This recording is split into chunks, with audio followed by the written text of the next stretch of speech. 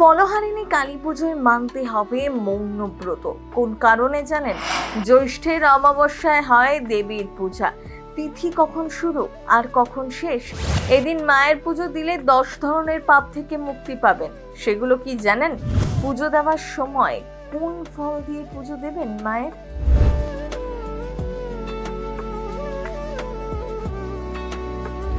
জ্যৈষ্ঠ মাসে ফলহারিণী অমাবস্যায় 10 পাপ থেকে মুক্তি পাওয়া যায়। এদিন ব্রহ্ম মুহূর্তে গঙ্গা স্নানে পাপ মুক্তি হয় বলেই মনে করা হয়ে থাকে। শাস্ত্রে 10 ধরনের পাপের কথা বলা রয়েছে: শারীরিক, মৌখিক, মানসিক।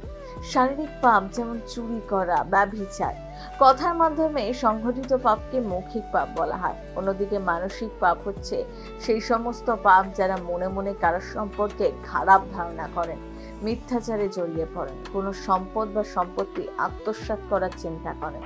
এই তিথিতে দেবীর পূজা আরাধনায় অশুভ কাজের ফল নাশ হয় এবং শুভ ফল প্রাপ্ত হয়। জ্যোতিষশাস্ত্র মতে এদিন বিশেষ কিছু উপায় পালন করলে খুব সহজেই জীবনে থাকা সকল অশুভ শক্তির থেকে মুক্তি মেলে, জীবনে শুভ সময় শুরু হয়। মায়ের পুজোতে কোন কোন ফল দেবেন জানেন? সাধারণত মৌসুমী ফল দিয়েই ফলহারিণী মায়ের পুজো করা হয়। আম, জাম, লিচু, আঙুর, আপেল সব রকম মৌসুমী ফল দিয়েই মালা তৈরি করে মাকে পরানো হয়ে থাকে। আপনার সব থেকে পছন্দের মৌসুমী ফল দিয়ে মায়ের কাছে অঞ্জলি সহকারে পুজো দিন। তারপর ফলটা এনে বাড়িতে রাখুন। ফলটি পচে গেলে জলে ভাসিয়ে দিতে পারেন, আবার রেখেও দিতে পারেন।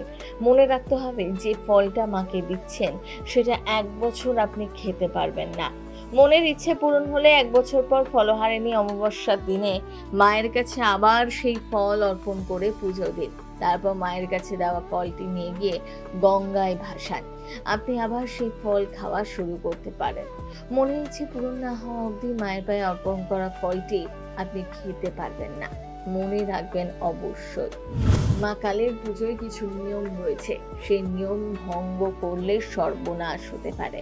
তাই এই বিষয়গুলি অবশ্যই মাথায় রাখবেন। এদিন চাইলে মৌনব্রত পালন করতে পারেন, এটাও এই পুজোরই একটি অঙ্গ। এতে মা সন্তুষ্ট হন।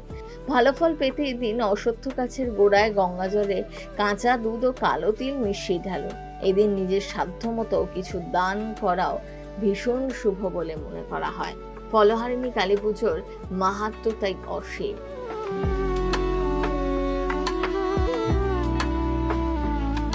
প্রথম বাংলা